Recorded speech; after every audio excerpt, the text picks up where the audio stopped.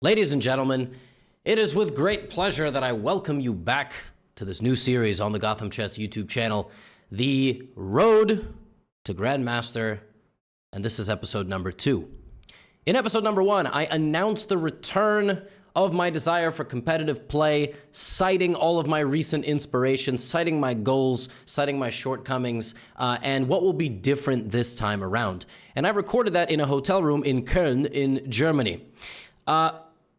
This episode will feature a lot of game review, including a game that I played yesterday against Grandmaster Hikaru Nakamura, where I obtained a fantastic position, but then you will see what happened, as well as several other games. I'm going to take you through the failures, I'm going to take you through the successes, what I learned, and I also just want to shout all of you out because episode 1 was received better than any candidate's recap. The video performed second out of the recent 20 or 30 videos that I posted, with the exception of the final candidates recap. And one other incredible stat, it had 6,000 comments. That video had 6,000 comments. That's like a top 10 video on this channel. I am overwhelmed with the support coming from you all and the haters who are saying I will go back into retirement and crawl back into a hole. Some don't even want me to crawl back out of it. And I appreciate all of you very, very much. And I hope that this spurs you on to reach a certain goal of yours. We're all in this together. I'm going to show you so much stuff in this series that I can, because future opponents will be watching some of these videos and I can't expose all of my opening secrets. Let me know if you're interested in something like a behind the scenes, like a Patreon or one of these things where, you can kind of go behind the scenes with me, check out some of my training. I don't know if that's interesting to you, or I can just make YouTube videos and kind of break things down. So let's get into episode number 2. Obviously, I'm working on my openings. I'm doing puzzles every single day. I mostly use chess.com and Chess Tempo. Chess Tempo is like a higher level tactical website. It's relatively bare bones, relatively boring for the average just chess player, but for master level players, if you look at the leaderboard, it's all grandmasters and title players.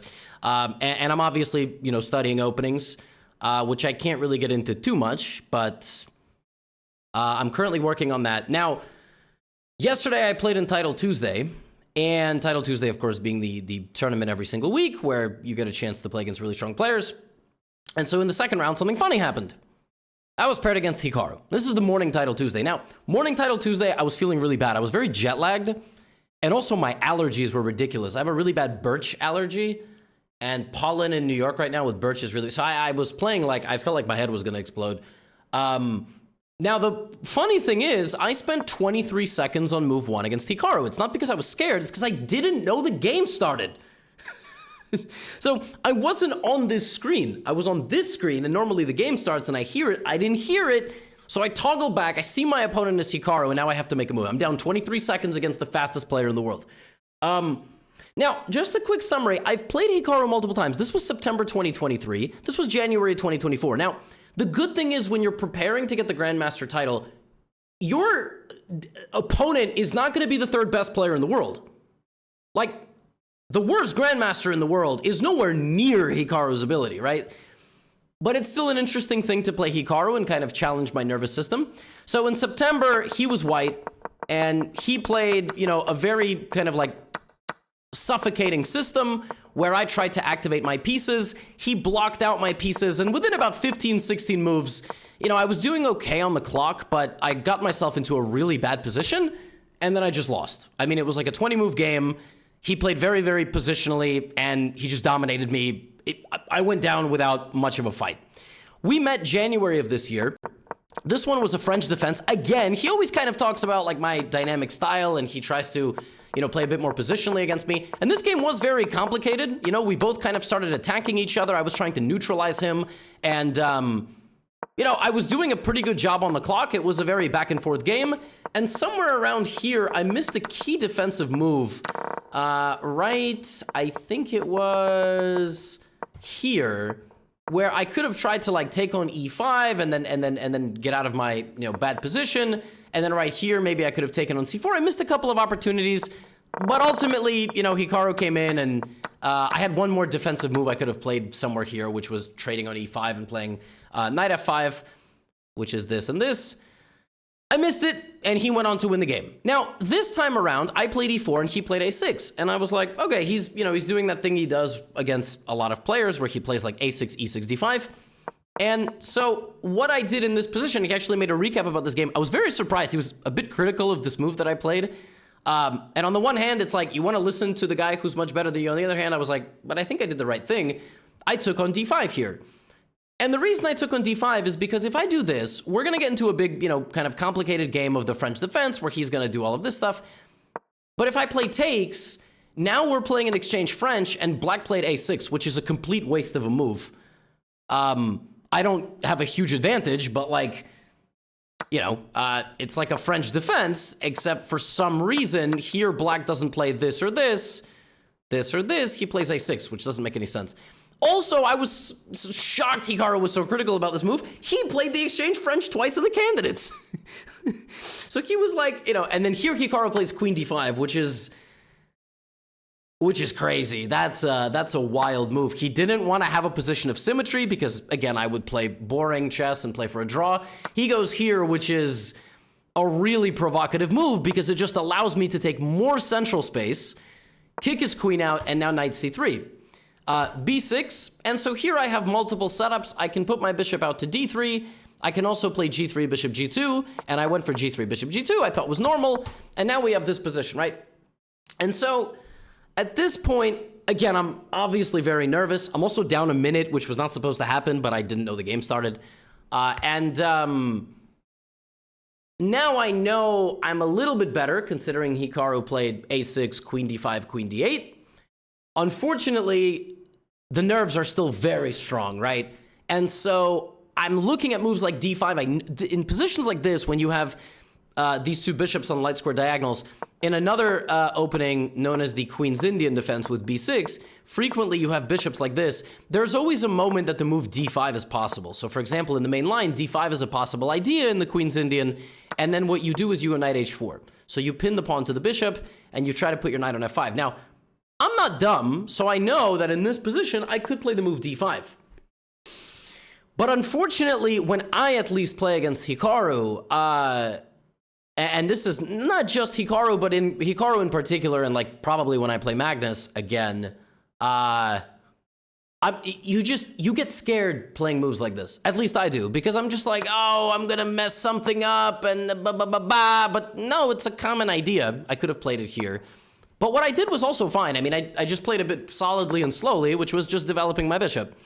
And in Hikaru's recap, he kind of said, I didn't play in a critical way here.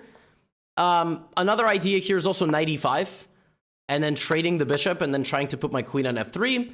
And Hikaru's point was kind of like, when you start making content, when you start coaching a lot in chess, what happens is you end up thinking very simplistically. You kind of try to keep things a bit easy, and by default, your brain doesn't want to overcomplicate things.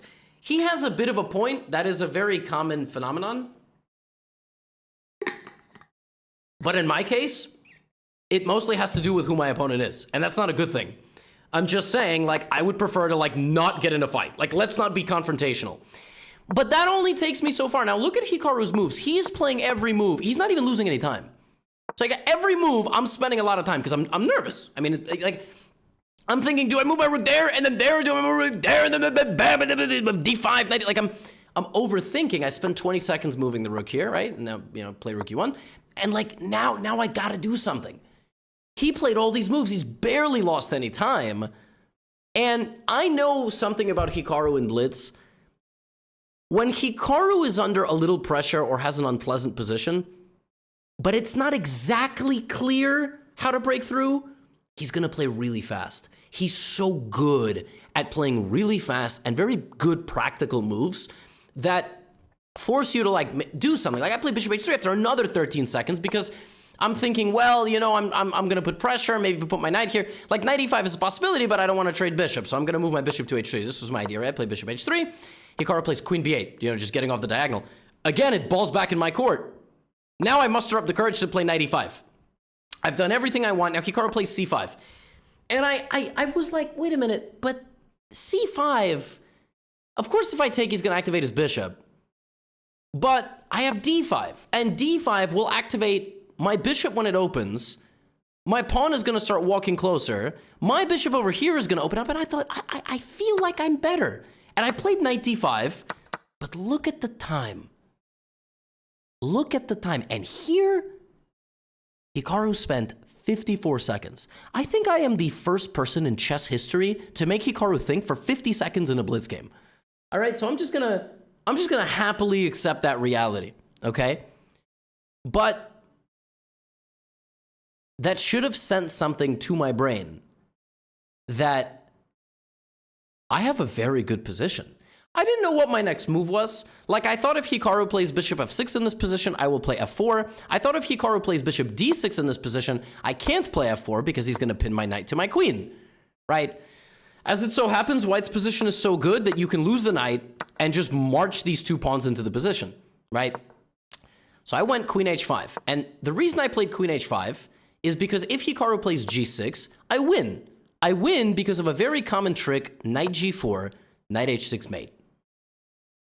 So he can take my queen, knight h6 is checkmate. So I went queen h5, and I thought if Hikaru plays g4, I'm going to play g6, I'm going to play knight g4.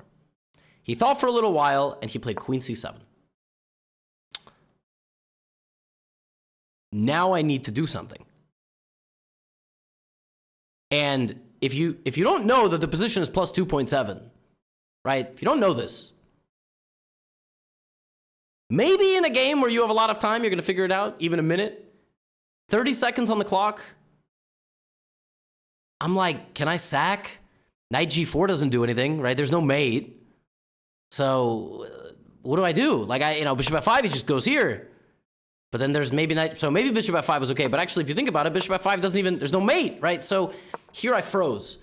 And so I was like, I can't come forward because he's going to take me. I actually can't come forward.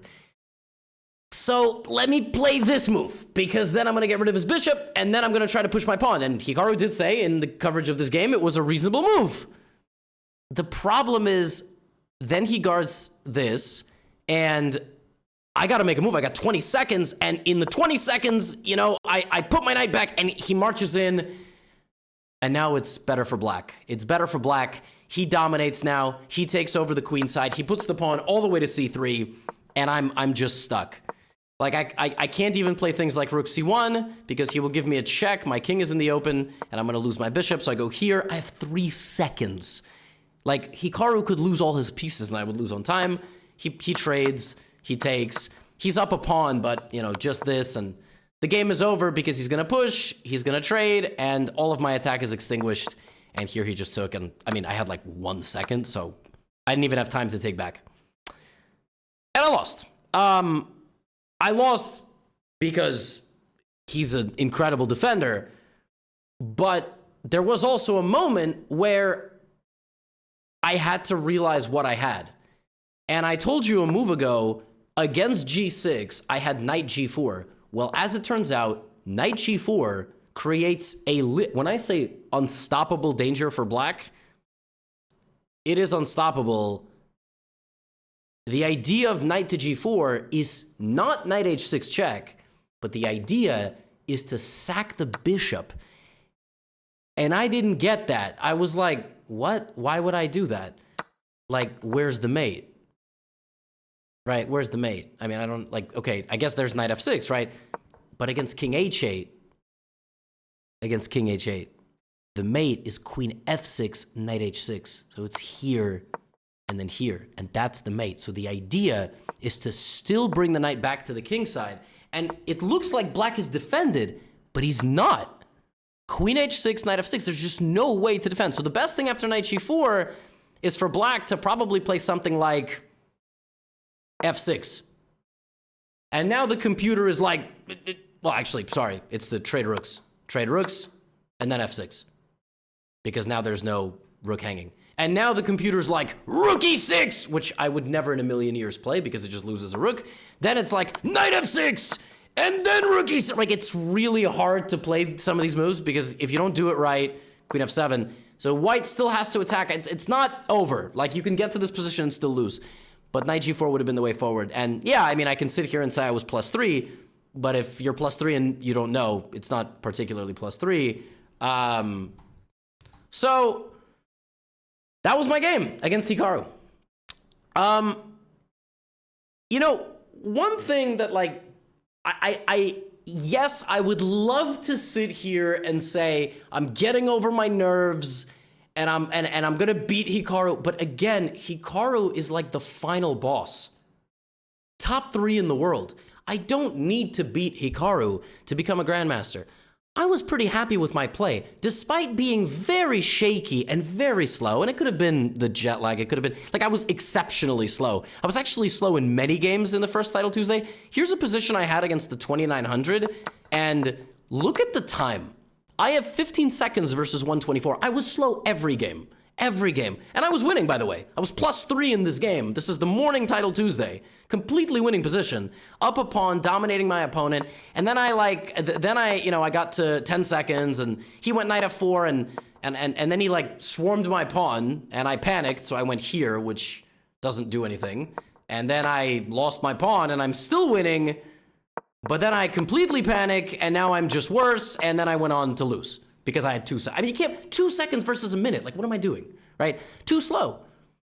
Title Tuesday's time control with this 1 second bonus time, it messes up psychologically something where you're like, well, I'll never lose on time, so I can take my time. No, because then you're just gonna lose the game anyway. So I was very slow. I was slow against Hikaru, I was slow against 2900, I was slow against 2570. This Costa Rican FM, you know? Like, look at, it's 8 seconds versus 153, and I'm winning. I have a better endgame, and guess what happens in this game because I have no time? I lose. I lose the game because 3 seconds versus 127 is not the way you're supposed to play chess. So, brain was very slow in the morning Title Tuesday, and I'm gonna try to force myself to be faster, be better. Speaking of which, in the evening Title Tuesday, there are 2 Title Tuesday tournaments. I played against Sanan Shugirov. Now, you may remember, and I will go to his profile, because on his profile, I can see our head-to-head record. I had a game against him, the most recent game that we played. This was in my GM announcement video, so you get to see, this was literally like a week ago. I played this guy April 16th. This was 2 weeks later. In this complicated Queen's Gambit, where I played very well, then I blundered in exchange, but my time, I handled my time pretty well throughout this game. Like, we both were low on time, and I actually made a big comeback. And I actually, from a losing position, neutralized, and then he kind of simplified, and yeah, he tricked me in a scramble where we both have like less than 10 seconds. It's gonna happen. In a critical decision-making moment between myself and a 2700 rated player, in this case 3000 blitz, on average, he's gonna make, better decisions than me, for now. I just need to improve that, like 1 in every 4, 1 in every 5. I gotta start taking one back slowly, and then, maybe I'll never be a 3000 rated blitz player, but I'm gonna try. So this game, we got paired again. This time he went e4. And this was interesting, right? This was a rematch after 2 weeks. Now, this time I played a French, and I played this line in the French that I really enjoy, which is takes, knight f6, and this kind of pawn structure, where I get the attack on the g file, I can put a knight on c6, this type of stuff. And I was feeling pretty good in the evening Title Tuesday. I'll share some games with you. He played this setup, and I realized right away, wait a minute, he's doing some silly stuff.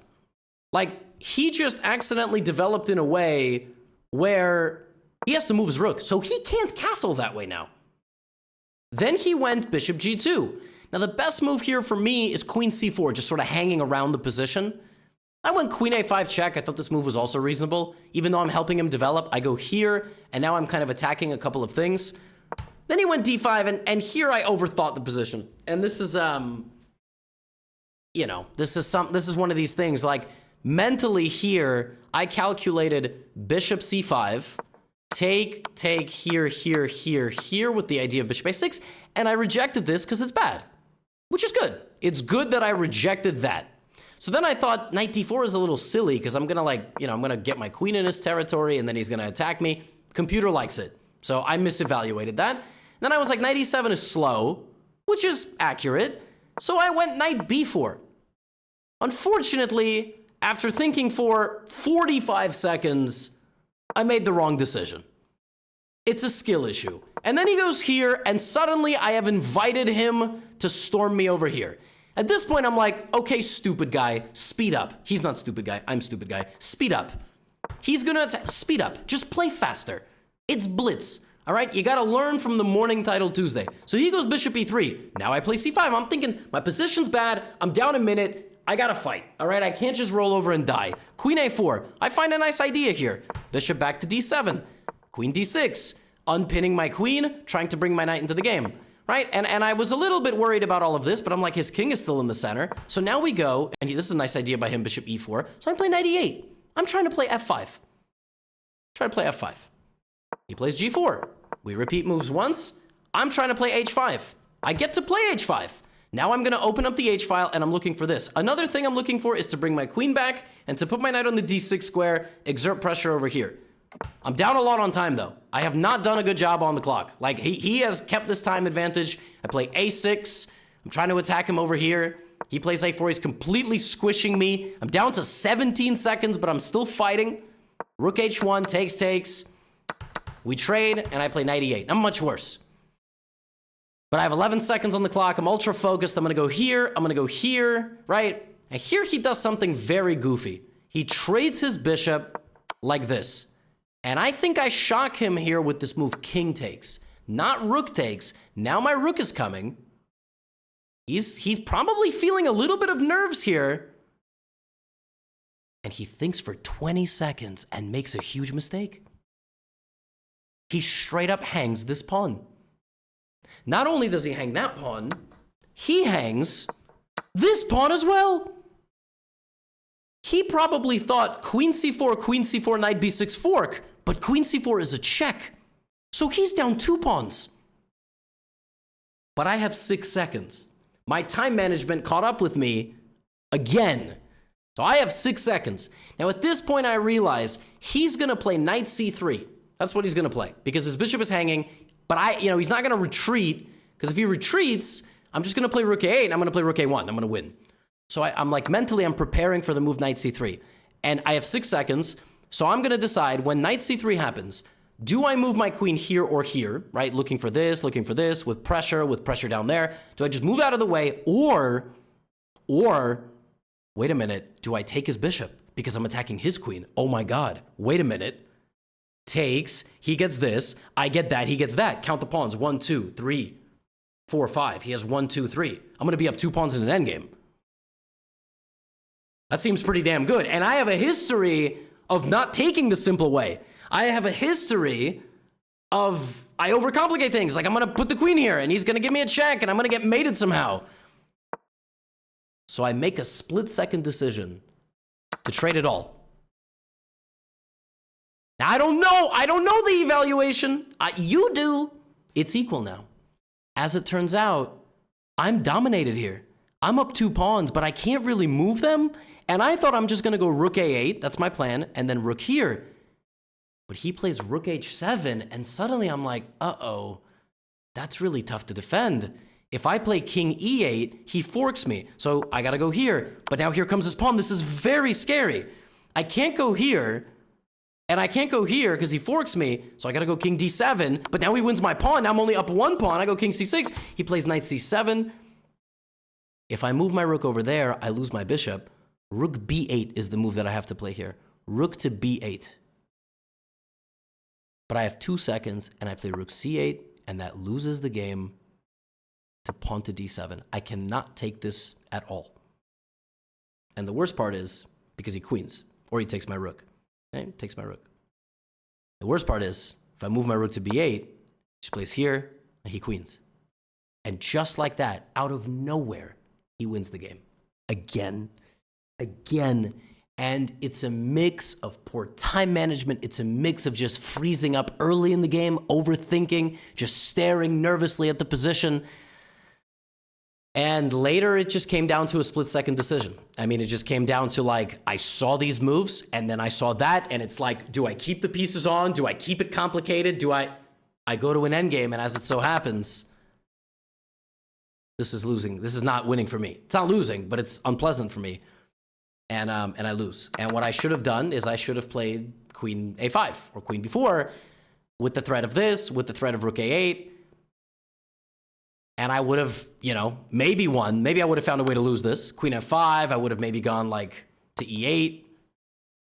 But I have a lot of threats, and, you know, much better performance than last time, but same result. Now, there were some good results. I played very well yesterday against people who were a bit weaker than me, like 25 and 2600. I had multiple games at 95, 96% accuracy. Just gotta start doing a slightly better job against these really like strong guys, like 29, 30. And I know I can fight with them. And every game starts the same. Every game against them, I go, I'm gonna give my best. They're not that much better than me. And then I like freeze up sometimes, and even when I get myself into a bad position, Hikaru gets himself into bad positions. He got himself into a bad position against me. Suddenly I'm fighting back. Like things like H5, right? Like I'm creating practical chances for myself. And that's important, you know? Like maybe I can do it in a slightly faster way, but I gotta be more on top of it. Now, I had a nice game to end the day against the 2400 rated Grandmaster. Although this gentleman is not, I think he's 54, which in chess is like, Vishy's like in his 50s, but this was my last round of the evening title Tuesday, and this was a nice game. This was a Scandinavian defense, and recently I've been winning like 70 to 75% of my games in the Scandinavian. I might be brave and play a Scandinavian in an over-the-board game. Unfortunately, nowadays, everybody knows all the theory. Everybody's trying to get an advantage in every opening. I just realized the clocks are cut off for some reason. I don't know how long that's been going on, but that's weird. That shouldn't be like that. But yeah, the clocks are cut off. A lot of this stuff is cut off. That's annoying. Whoa. The chess.com logo is cut off. What happened to this overlay? Okay, let's slide you over here. Weird. Okay. We fixed it, sort of. And yeah, in this game, my opponent got very aggressive with the move knight to e5, and then g4. And what's funny is I played bishop e4, which is a mistake. You're actually supposed to go here to prevent bishop c4. The main line here goes bishop c4, and then g4. And then h4, and then this is a very complicated system. He went here, and I thought, well, I can attack his rook. As it turns out, knight c4 is a very good idea by the computer. And if I play like queen c7 after it takes, the computer really likes queen f3, and it really likes white's position. Neither one of us knew that. Learning experience. I was supposed to go back to e6. Instead, we got this position. And I had some good pressure on his pawns. I just thought, he would play like c3. I can't take this. It's called a poison pawn because of rook b1. You got to be very careful about your b file in these positions. So the b2 pawn is the poison pawn because of various forms of counterplay. But then he overextended. And a lot of you asked me questions like, how do you know the difference between, space advantage and overextension? And yeah, not an easy decision to say, but a move like g5, like just pushing a pawn into your opponent's territory with no clear follow-up. Computer already likes queen d4, but I thought even just like knight d7, trading his knight off and playing e6, like you gotta think, when you talk about overextension, you gotta think, do I have a lot of weaknesses behind my pawns once I push them too far? Like, are these squares weak? And do my pawns have more forward mobility? And on top of that, is there a goal? Like, what if I don't castle this way? What if I castle that way? Then these pawns are just sort of standing around, right? If you brought white's pawns back to those squares, white's got a completely fine position here. But because white has so many holes, and these pawns are so close to me, it's bad. And as you can see, I do have an advantage. He goes queen d2, trying to castle queenside. Here you can try to solve this yourself. If you know your opponent wants to castle queenside, what's a good way to stop that right now? I'll take a sip of water if you want to. This is the move that I played. Right? Bishop c5. And the point is this. If he castles, I x-ray him, right? Puts his king here, I put the bishop here. But it's actually worse than that because I'm putting it there anyway. So now I'm going to win this pawn, which is overextended. Now I'm a pawn up, and he's definitely not castling in either direction. By the way, look at the difference. In this game, I am up a minute. In this game, I'm down a minute. Against Hikaru, I'm down like a minute and a half in like the end. Right? And in some of these other games, I'm down more than a minute in some of these positions. Like this was by far the craziest. I was down a minute and a half straight up. So I don't know if it's the rating. I don't know what it is. Probably is. It's like a bit of, you know, the rating, the opponent, and knowing how good they are. In this game, I was just sharp. I took 2 pawns. I gave a check to make the king move. Now white can't castle. I gave another check to get the king to move again, and I just gave another check, trade some pieces, develop. I'm up 2 pawns. White's king is stuck in the center. Easy way to play here. Stop your opponent's threats. Obviously, don't blunder a checkmate. Trade queens if possible, and then just continue to apply pressure. So I gave a check. I moved my queen. I gave a check. And I just made sure white cannot attack me with his pawns. He couldn't play that move anyway because of knight e5, but to put a bunch of pawns on light squares to counteract this bishop is completely fine. Queen goes back to e7. Pawn goes up so he can't ever apply more pressure. And now I just put my rook on the file. I played king f8. It's not really necessary, but I wanted to walk my king to g7 rather than castle, just get off a light square. But here black can do a lot of different things and put my knight on c4. I think somewhere here he ran out of time, but I thought this was a very simple and straightforward game where I applied pressure for a while. Now I was going to win this pawn, and here he lost. And actually, you know, this game, I think I already game reviewed it once. I played, you know, over, 90%, and I thought it was very clean.